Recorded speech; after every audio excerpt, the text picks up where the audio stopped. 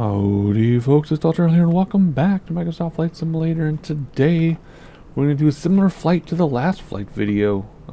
We did a Slant-Alpha VOR-to-VOR flight in the Beech 18 last time, and I enjoyed it so darn much that we're going to do it again. We're going to do Slant-Alpha VOR-to-VOR, so for our intents and purposes, it's an IFR flight. The sim doesn't see it that way because it only sees VOR to VOR as VFR flights for some reason, not IFR. So for us it's IFR, it's just our interaction with ATC will be a little bit different. So different part of the world though. Normally we do Slant-Alpha in the United States because we still use a lot of VORs for some reason. The rest of the world, they're being decommissioned, so they're harder to find. But I think I found a few to get us across Sicily. So we're going to take off in Reggio, Calabria, and we're going to go over Sicily and then land at Pantelleria. So if you want to see what the flight plan looks like, let me pull it up. Very straightforward. We're going to take off, head across the water, and then go across Sicily. And then this is still across Sicily too. And then cross open water again with an intersection over the water. And then land at Pantelleria. So, Pantelleria. I keep wanting to say it like Spanish. It's not. It's Italian. I only know Italian music words. But anyway. So, a few more VORs. A little bit longer than our last video. I explained how to do all this in the last video. I know not everybody watches every video. So, just super fast. A much faster version. Taking off from this VOR. 215 degrees away from it. 24 nautical miles. We tune to the next VOR. Fly inbound at 34. That's not right. that would be reverse 34. I got to do some math on that. I'll fix that. But in some planes you can set the HSI, so you would do 34 inbound, they would call it. But I like to use the cardinal direction, so 34 plus 180, whatever that is. I can do that in my head. 34 plus 180, and it would be 214. I think so. 215 out, 214 in, and then tune in this. Well, at the triangle we tune in this VOR. I'll show you how to do it in the airplane because we've got 2 radios and DME, distance measuring equipment.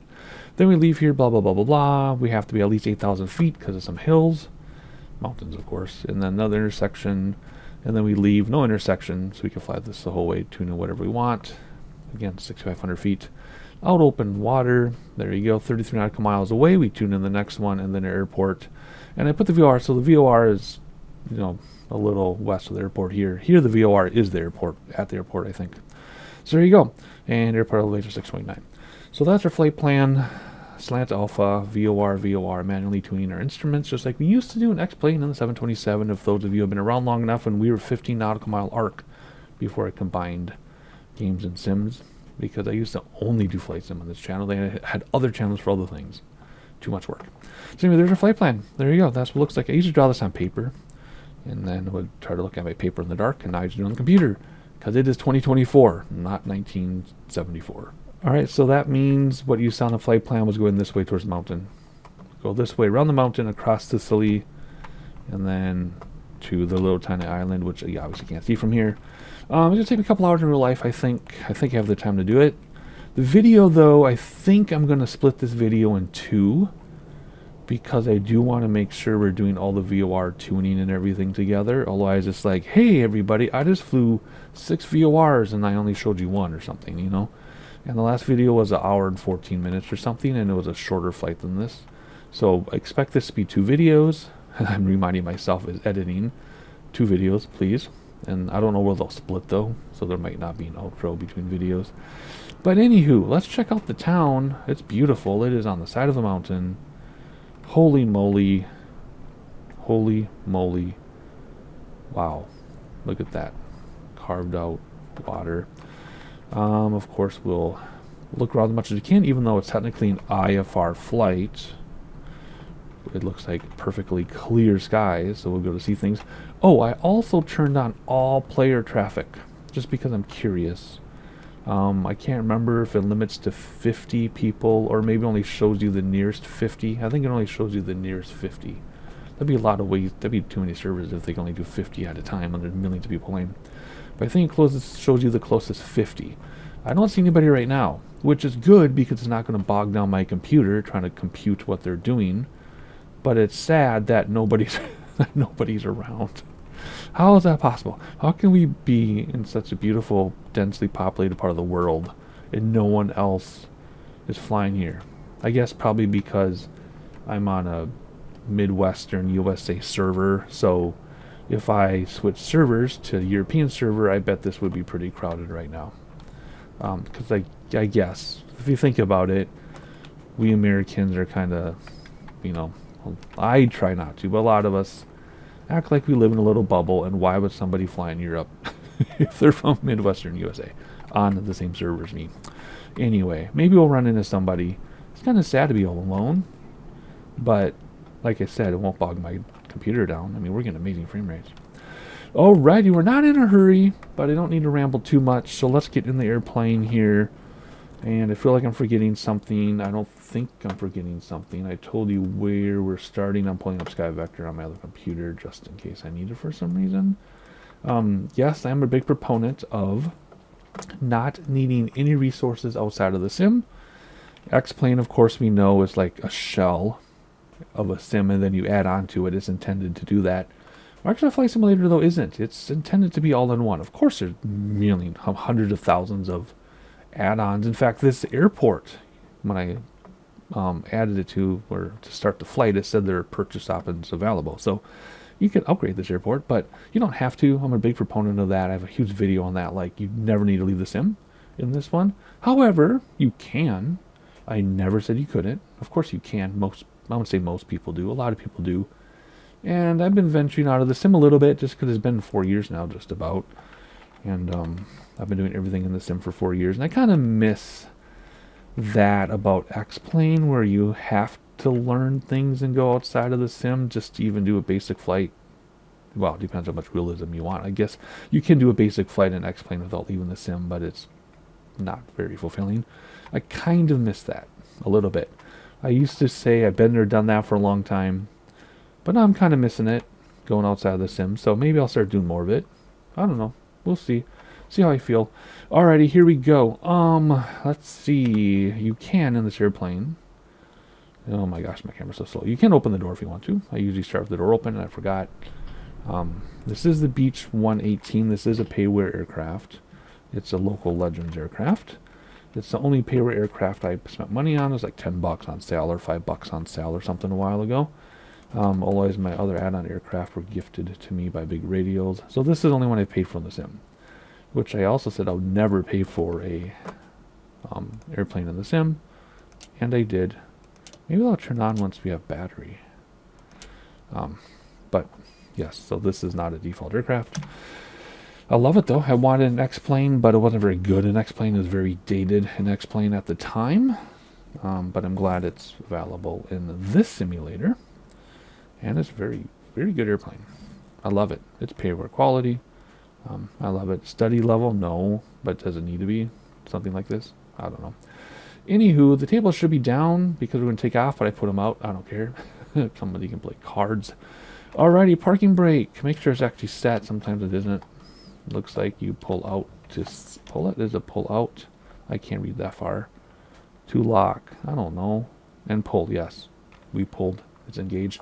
I am using my multi-panel by Logitech, which I love. That is autopilot, flaps, and trim.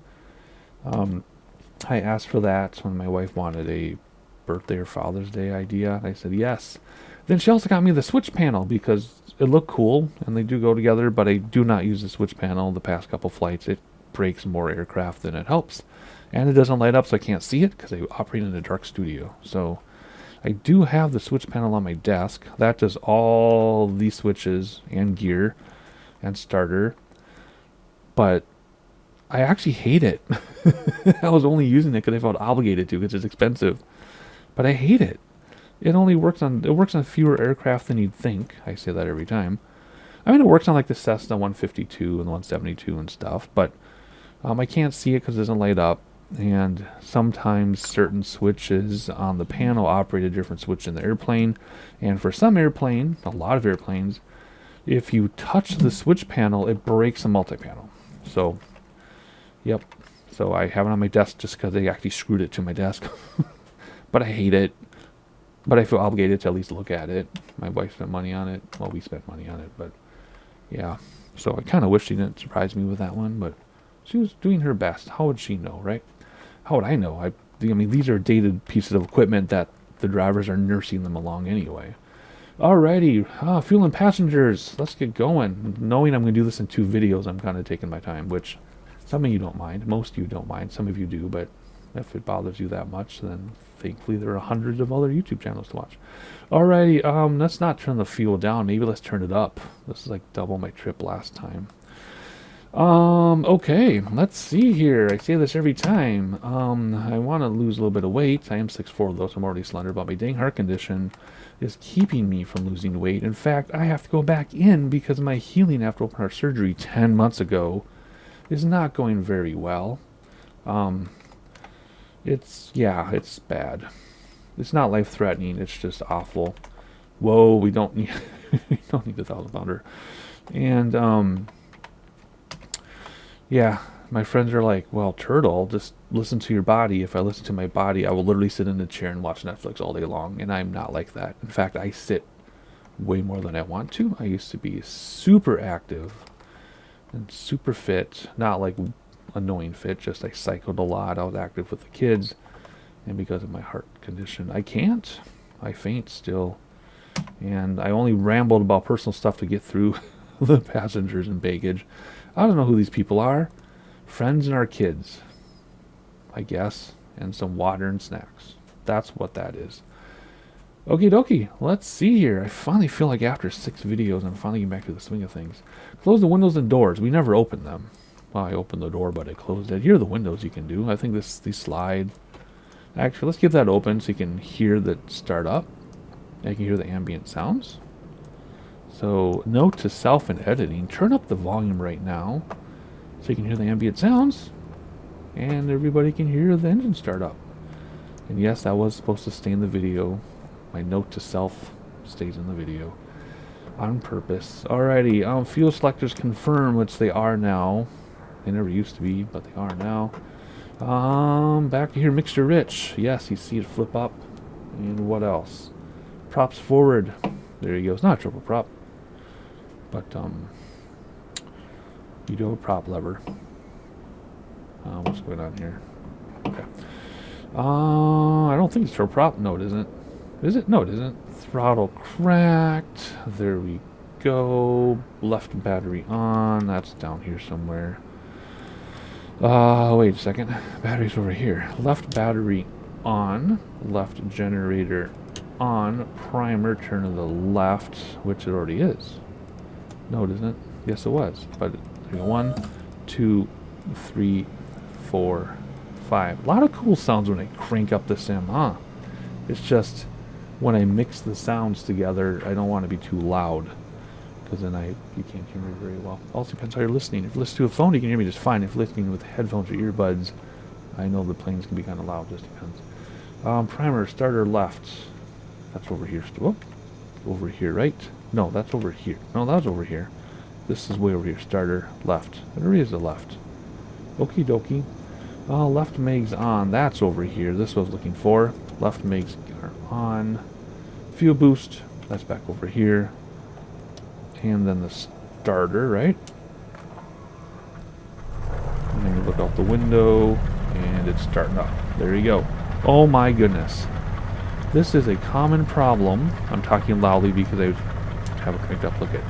This is a common problem in the sim with Teldragers. It's like a modified ground loop. Alrighty, let's shut the windows so I don't have to keep yelling. If I can find the window lever thing. There we go.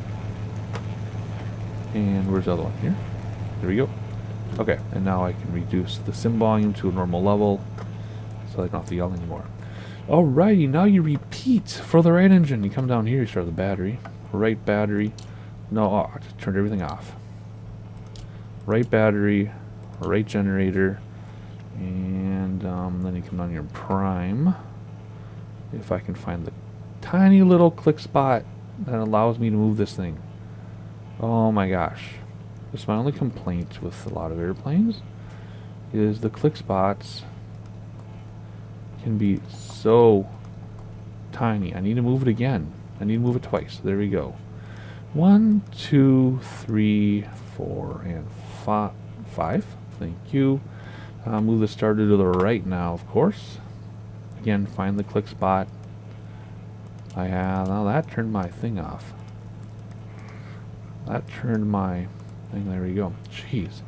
Starter to the right. Megs on. Here we go. Do need to do fuel boost again.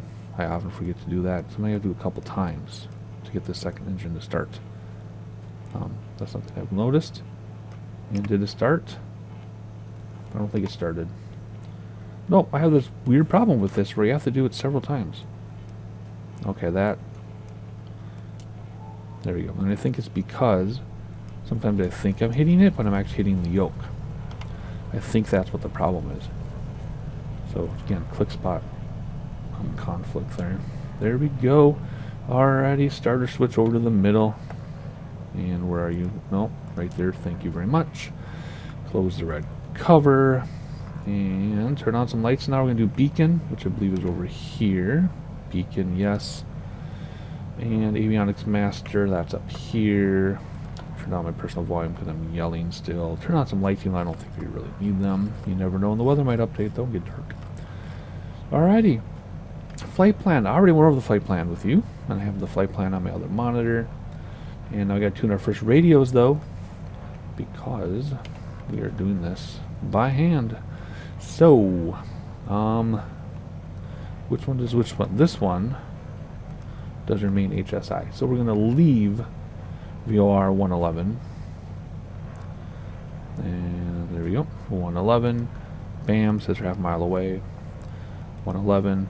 We come over here, and this is 111. And we're going to leave at 215. Let's go this way. 215 degrees. We're going to circle all the way back to 215, which is 21. So that'd be 210, and then 5 more. So there's 24, 23, 22. 215 is like right there. Okay, and it's pointing in the direction of it. So then we want to get our next radio ready so we know our distance. So if we do our next radio, or next VOR I should say, is 116.25. We move it over to the active. If we go over here now, it tells us, well, once we're in the air, it'll tell us how far away we are from radio number 2, from VOR number 2. And then we can move this one. What was 34 plus 180 again? 214. So we want 214 on this one. Just so we know, and then when it lines up, we're at the intersection. Basically. I mean, it doesn't have to be that way, but it works that way sometimes. Alrighty, so there's 220, so there's 215, 14. So we'll fly this one, and we can either look at the DME, and when we get to 24 nautical miles away from this one, which will be 25 nautical away from the second one, or when this moves over, then we know we're at the intersection, and then we tune in, we'll swap them. We'll put this radio here, and then tune in the third VOR here, so you always know where you're going, especially if you have a mega gap. You got to be careful about that stuff. Alrighty, back to my I lost my checklist on my computer. Again, I put checklist and make my own checklist poem on my computer, and then I operate off that. Again, it's 2024, so I no longer do it on paper like I used to. Yeah, I did that way too long. Alrighty, that's our flight plan. That's our radios tuned. We now need to get weather. There's no ATIS here, which is fine. There's a couple ways you can get weather if there's no ATIS. You can pull up the VFR map, and you click on it. The report will tell you down here. What do we got? Ooh, wind is from basically due north at 7 knots. That's no big deal. So if, I assume this is towered, it's a tower. If this weren't towered, we would be like, okay, take a 0, 36, runway closest to 36 is 33, so we would depart on 33. They're going to tell us to do 33 unless ATC is messed up. So 7 knots, so slight crosswind from the right. Not much when we take off. There you go. That's how you get weather. If one way. The other way you can go into weather And then you can go through all the MEDARs until one works on that MEDAR list. But I'm not worried about that because we already got the weather. Alrighty, so turn on the seatbelt light, it says. Which is over here. Seatbelt light, dome light. I think the dome light works. That doesn't do anything. De-icer, I forget that we do have de-icer on this airplane. Alrighty, let's tune in tower and let's get some taxi clearance. Or do we want to tune in ground for taxi? We want to tune in ground. We're going to depart while it's the southwest. Let's just say south.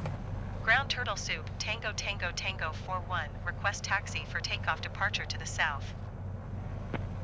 Turtle Soup, Tango Tango Tango 41 taxi 2 and hold short of runway tree using taxiway Bravo cross runway 29er. Contact tower on 118.25 when ready. Taxi 2 and hold short runway tree using taxiway Bravo cross runway 29er Turtle Soup Tango Tango Tango 41. Just out of curiosity, what ground services do they have? None. Alright, I don't usually use the ground services. I should start those. So I assume we have a taxi ribbon. Yep, right behind us. And there you go. We're going to taxi to what? I mean, it said 33, which I said it would be, which is over there. So I guess we're going to have a big old back taxi? Because we need more runway than that to take off, I think. So maybe we'll get the ribbon more once we get there. Otherwise, we will be a back taxi, which is fine. So as long as they don't tell us to have to hold, then we're good. With real life, or with player traffic, I also have real life traffic turned on. And real world weather and all that, which I'm sure I already said, but just in case, that's, oh my gosh, we're going to tip over here. We also have real traffic turned on. So what that means, as we haven't talked about in a while, is if there's a real life flight scheduled out of here or into here, it'll be in the sim.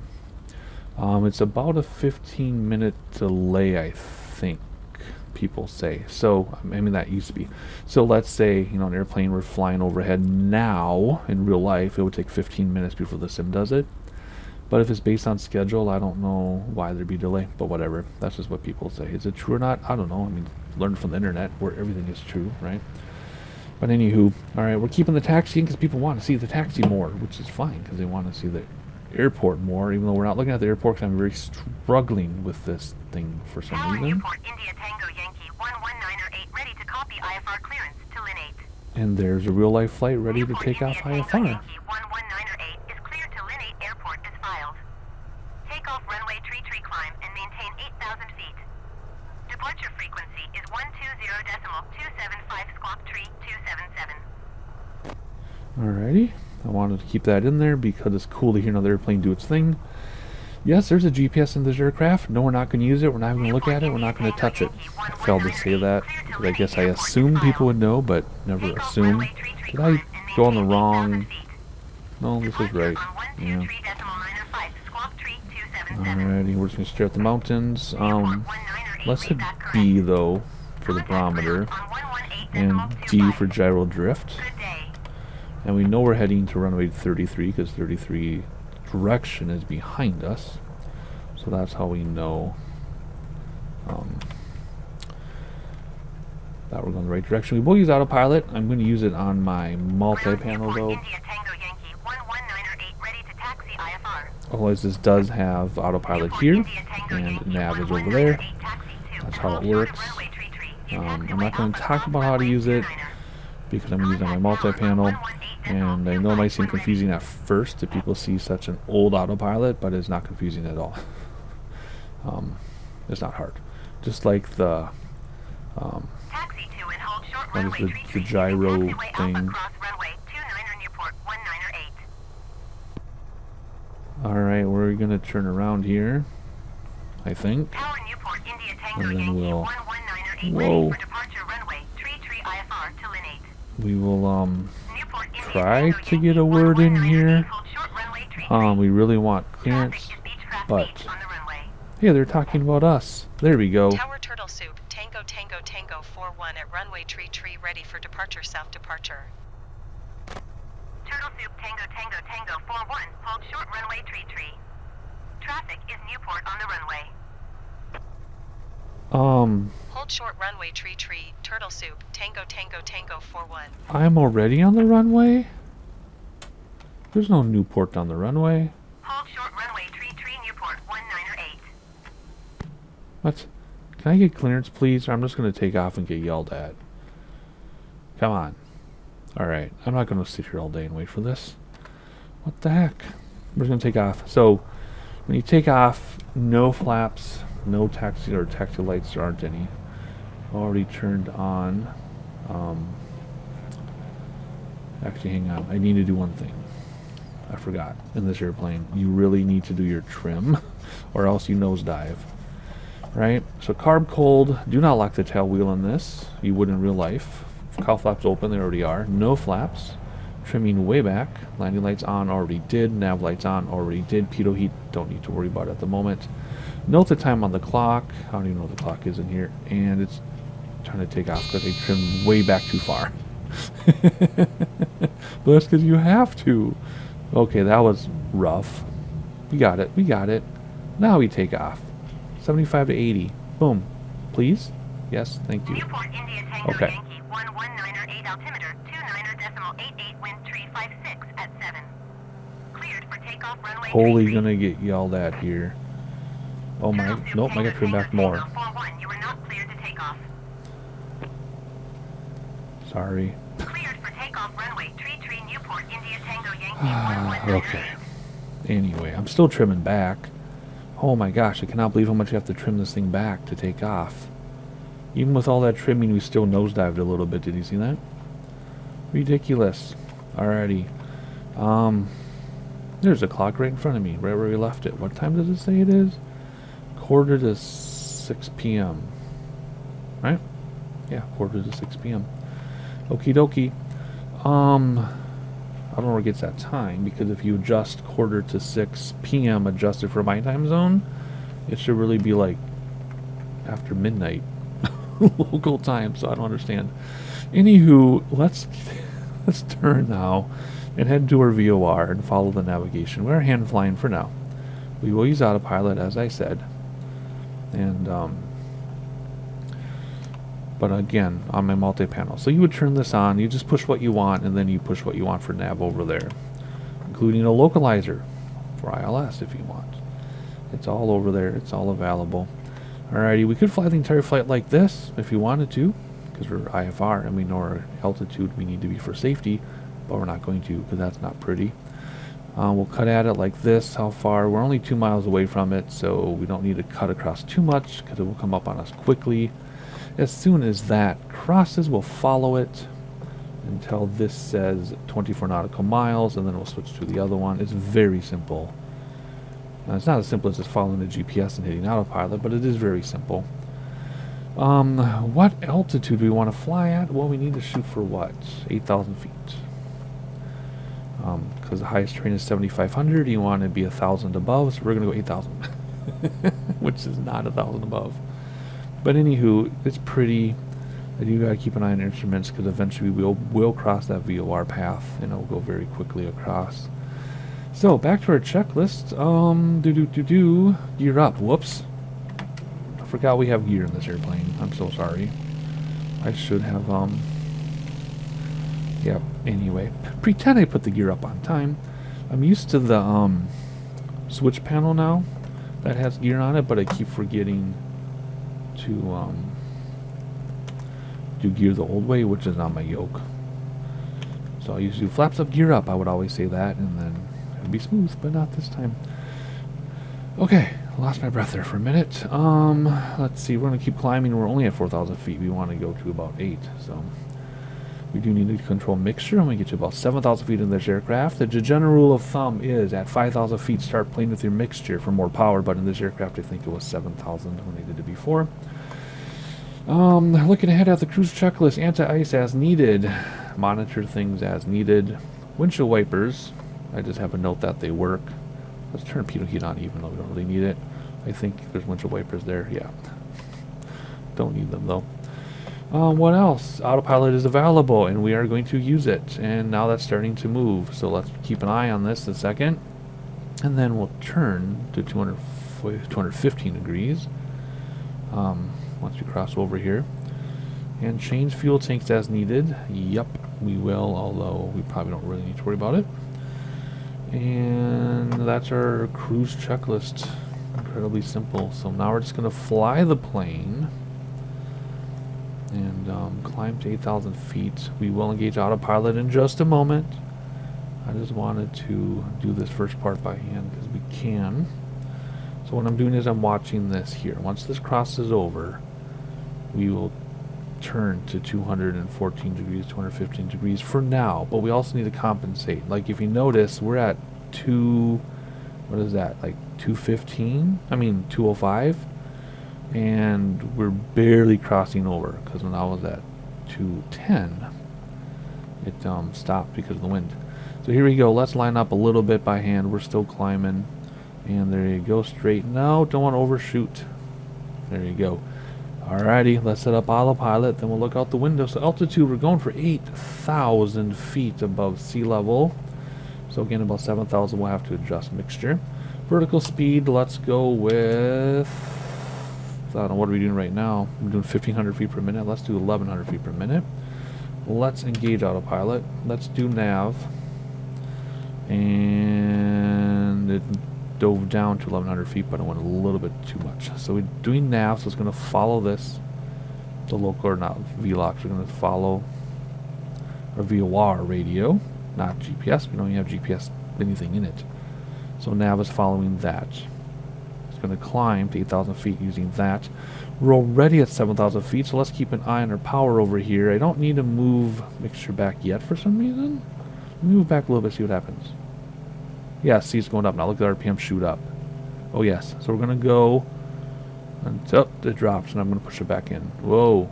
It dropped way too much. Now, there we go. Okay, there we go. Keep moving it back until it drops. There's the drop. I don't know why it's being such a pain in the butt. And come on. We need more power than that. I'm having a hard time. I'm looking at this right here. I'm having a hard time finding the precise power it drops. Anyway, we're past the yellow anyway. We don't need more power than that. Alright, we're going to climb 8,000 feet. Now level off. In case you don't have a multi-panel. Roll and pitch. So pitch would be your climb. Pitch up and down would be your VS, basically. Oh, it just switched to alt because we're within 500-600 feet or so. And roll. Okay, so heading will follow the heading bug. Roll will follow either tuning it this way, or if you come over here, you have more autopilot over here. Oh shoot, that's not what I meant. I screwed up. Oh shoot, I just hit approach. Panic. Okay, so I was trying to zoom in and it spun this. So heading, right? You could do nav, I guess, but I'm using nav on my multi-panel. This would be like your localizer. That's reverse. So just depends what you're using, but it's very simple. It's easy. Okay, coming up at 8,000 feet. Almost. It's really having a hard time getting those last 200 out of there. Not sure why. Hit B on the barometer, hit D for gyro drift. Okay, so we're coming up at 8,000 feet, and we are to the right of this. Why? Because of compensation for wind. The wind is coming from the right to the left, so we need to go a little bit more right to stay where we want to go, right? Autopilot will compensate for that, or you could do the calculations yourself and maintain your own heading versus tracking, right? Our heading is this, but our tracking is the arrow, basically. Not the same thing. Alrighty. And we're just going to keep our speed firewalled. I don't really care. Fuel, I can't remember what fuel is in this one. It's right here. But those never seem to move for me. But anyway, eventually we will need to change tanks, perhaps, to the other tanks. Maybe. And that's it. So, pretty straightforward, right? You catch all that? It's only been 35 minutes, for crying out loud. I think you caught all that. So anyway, what are we looking at here? 15.7 nautical miles at 24 nautical miles. We'll tune in the other VOR, and then we will move everything over 1 degree. So the plan is this should eventually line up, maybe, depending how fine-tuned that is. But so we'll switch to the VOR in a little bit. So until we get another 7 miles out of this, I want to give you some sightseeing and enjoy the sights. I'll see you in just a moment, I guess. Very simple, right?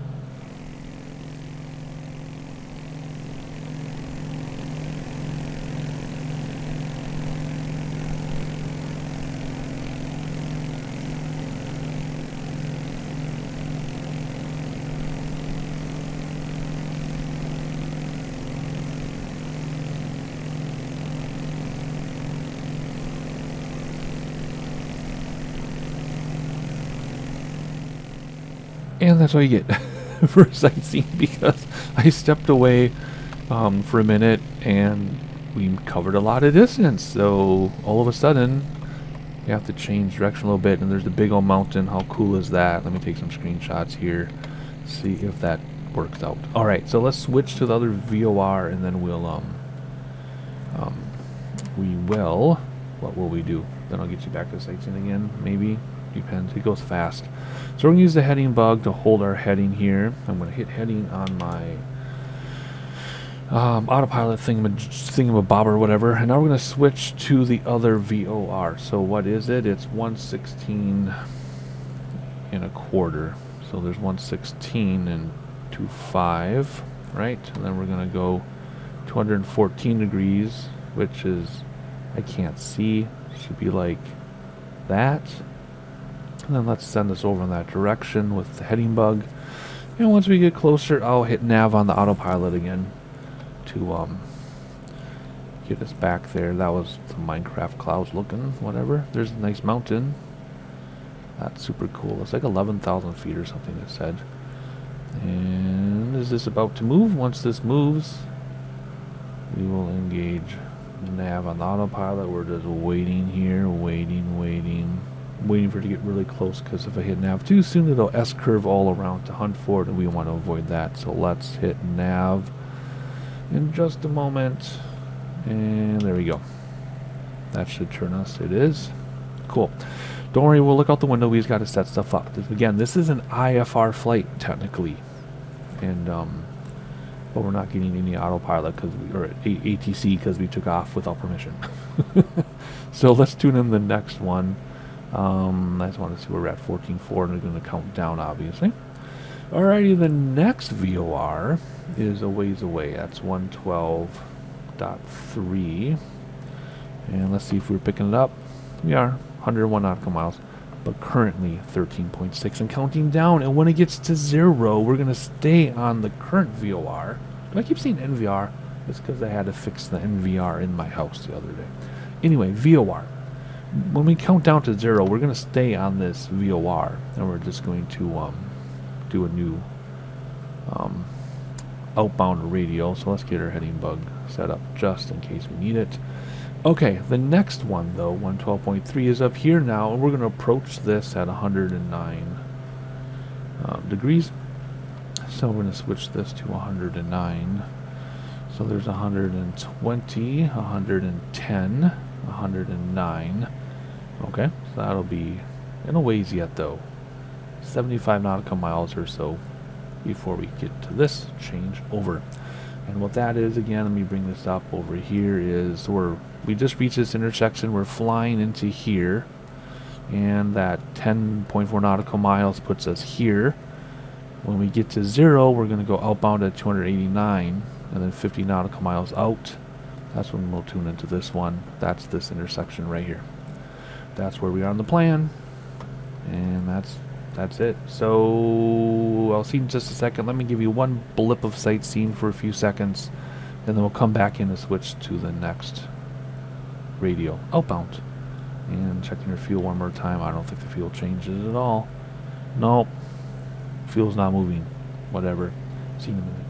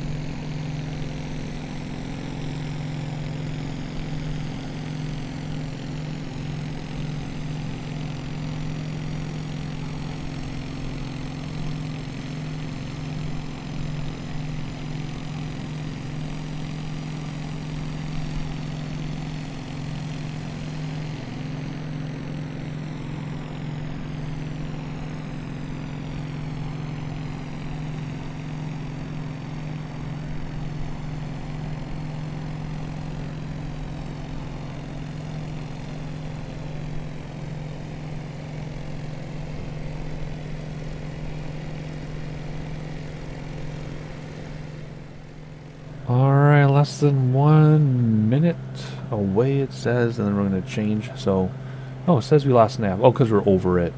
Yeah, so let's use heading bug. And then we're going to do our outbound was, what, 289. So there's 270, 80, 9. No, I did that wrong. That's 270, 280. Yeah, that's right. 289, yeah. And then, yeah, there we go, 289. Boom. Now let's do this to get over there. We'll use the heading bug a little bit to tease ourselves over. Look out the window while we can, because it's very beautiful scenery. I cannot believe how beautiful the scenery is. Oh my word. So we'll follow this now for 50 nautical miles. Let's hit D to see if we have any gyro drift. We do get some, but it takes a while. B for altitude. And 3.1. So when this gets to 50, we're going to change to this one up here. Did I put in 109? I did. Again, I should be doing 109 the other way. Why did I do these backwards? 109 plus 180 is 189. Let's just say 189, and that arrow will flip. It should. There's 170, 180. Guess it's not. There it flips. There, see. What is this? 70, 80, 189. There we go. Bam. That's what we want right there. It was a 289. I've lost my mind. I've literally... Why am I doing all this backwards? I'm out of practice. 270, 80, 9. There we go. So again, let me bring this up. I'll tell you what I have wrong. Oh, whoop. Shoot, I'm not paying attention. We're going to overshoot. I'm not paying attention. There's two ways to do this, right? 34 inbound or head on 180. 109 inbound, because this is 109 degrees like this. But this way is 180 plus that, so that'd be 289 that way. But it is 109 inbound. You can do either way, and then just have to pay attention to your arrows. So, we should be getting closer to this, and then when this lines up, it'll be the intersection. Whatever. Just don't take lessons from me. I am so out of practice. Oh my word, I'm out of practice. But whatever, we'll get there, and we'll get there the same way, just doing it a different way. So there we go. We are 4.5 miles out, nautical miles out. See, it's going to S-curve and hunt around now. Whatever. Okay, when this gets to 55.0, we're going to change over to this one that I now have set to the right. Radial inbound, 289. And then we should be set. What else am I screwing up? I haven't really screwed anything up. It's just two different ways of doing the same thing. One is more book accurate, though, than the other. Anywho, talking too much. Let's get to some sightseeing. I'll see you in a couple minutes.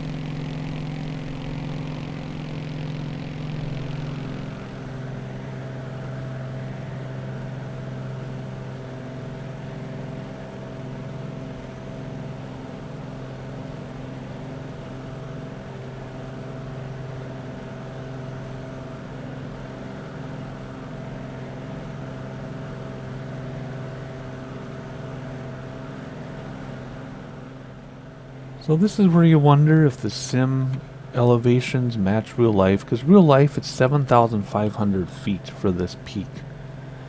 So I figure if we're over here and we fly 8,000 feet, at the worst we're 500 feet above that, which is still too low, but we're not going over there. So I think we're going to be okay, but I think that's higher than what I was anticipating. So we're almost there at 50 miles, but I just want to talk about the elevation versus altitude for a minute here. It's a beautiful river down there with the water reflecting on it. Got some cool mountains and hills. This is where we came around the mountain, and this is where we are now in relation to it. Flying across Sicily. One reason why I thought about Sicily was I was watching a cooking show and they're talking about their heritage and cooking based on their heritage. And the only heritage I know is that my mom's side was completely Scandinavian with maybe some English in there. My dad's side was Italian. My dad's grandmother, I believe it was my dad's grandmother, not great-grandmother, but his grandmother, came from Sicily. That's what I was told, although there's no proof or anything. Also, our last name is an English last name, which maybe they just adopted in Italian, I guess. I don't know, but I don't know. That's all I know. But that's how I got the idea to fly here, was the heritage thing. So I'm like, that'd be cool.